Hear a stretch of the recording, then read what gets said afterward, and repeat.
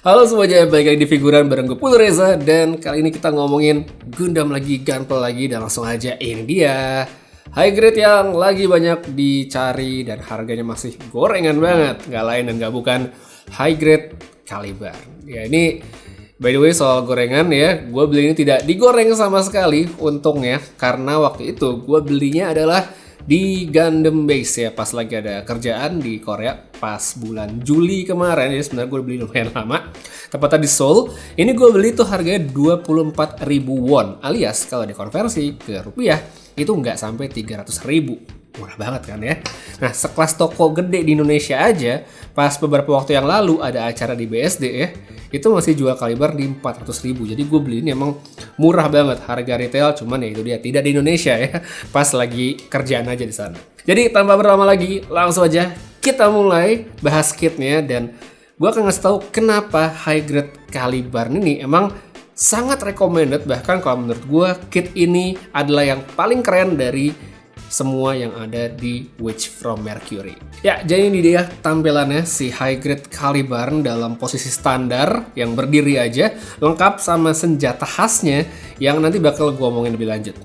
Impresi pertama waktu itu gue dapetin pas ngeliat ini di anime, terus sampai gue lihat di kitnya, ini tuh Gundam yang emang beda dan kelihatan keren ya. Pertama, menurut gue dia tuh keluar dari pakem warna mayoritas Gundam tokoh utama yang umumnya kan pakai kombinasi warna putih, biru, kuning, sama merah.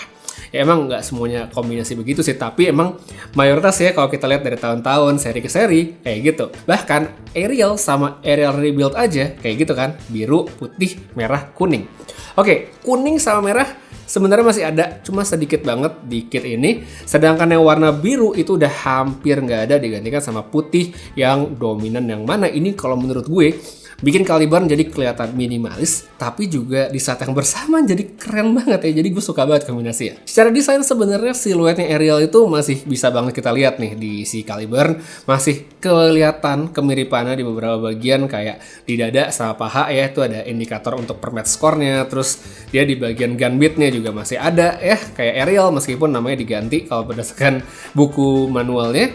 Selain itu, walaupun dia nggak banyak ditampilin, ini tetap bisa kita rangkai jadi shield atau perisai sendiri ya, persis kayak Ariel Rebuild ya. Bedanya ya di warna doang. Senjatanya juga dia bikin stand out banget ya, gede. Dia bukan beam rifle biasa, tapi lebih mirip cannon yang gede gitu. Tapi sebenarnya secara ukuran dia nggak gede-gede amat. Gue tuh waktu ngeliat senjata ini sebenarnya keingetan sama Gundam X ya, tapi dalam skala yang dikecilin. Nah, yang unik tuh juga sebenarnya bagian belakangnya ini kita bisa dibuka, dimekarin.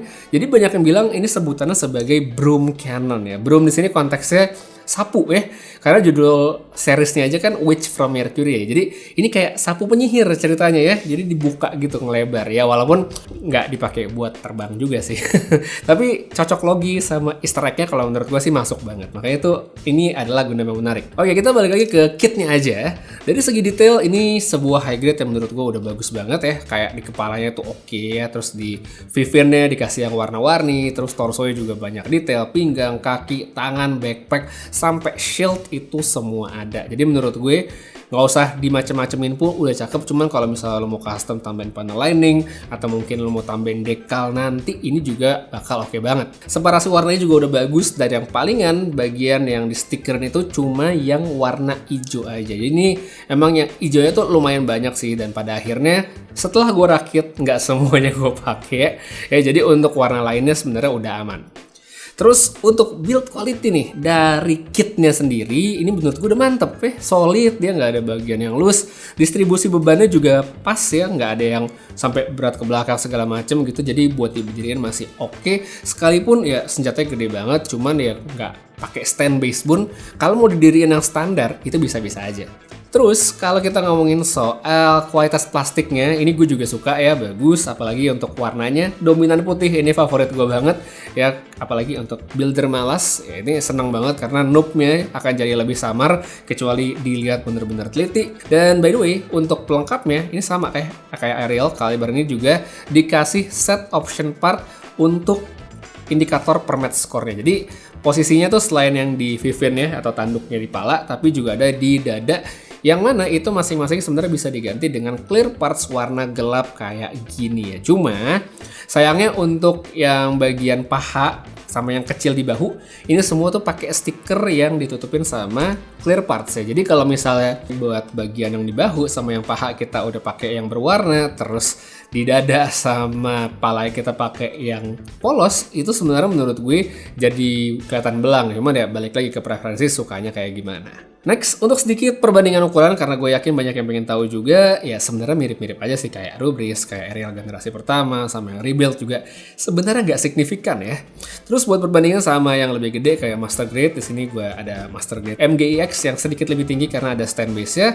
Terus sama Mega Size ya bisa lihat sekarang perbandingannya. Jadi sebenarnya ya standar high grade lah pada umumnya yang baru-baru. Terus lanjut aksesoris, ya ini juga penting. Selain tadi gue udah bahas, dia ada option parts untuk per match score-nya. Dia tuh ada senjata cannon yang gede dan kaliber ini tetap punya perisai yang bisa dipisah-pisah, serta ada sepasang beam saber lengkap sama efek warna biru.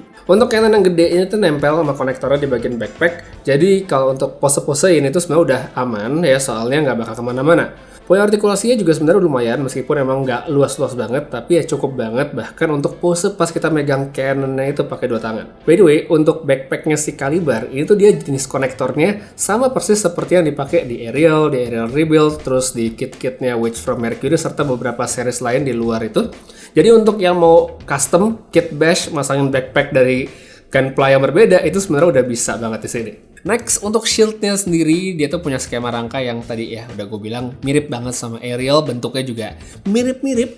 Habis itu yang sini juga bisa dipisah, bahkan bisa dipasang juga di sekitar badannya Caliban, persis banget kayak Ariel. Jadi emang ya udah namanya ya mungkin story-nya dibikin gitu ya, jadi Ariel Rebuild sampai Caliban itu tipenya sama. Nah buat yang mungkin notice dari semua aksesoris yang tadi udah gue sebutin, high grade Caliban ini ternyata sama juga kayak Ariel, dimana dia nggak ngasih tangan tambahan. Jadi tangannya cuma ada sepasang yang ngepal aja ya, defaultnya seperti ini.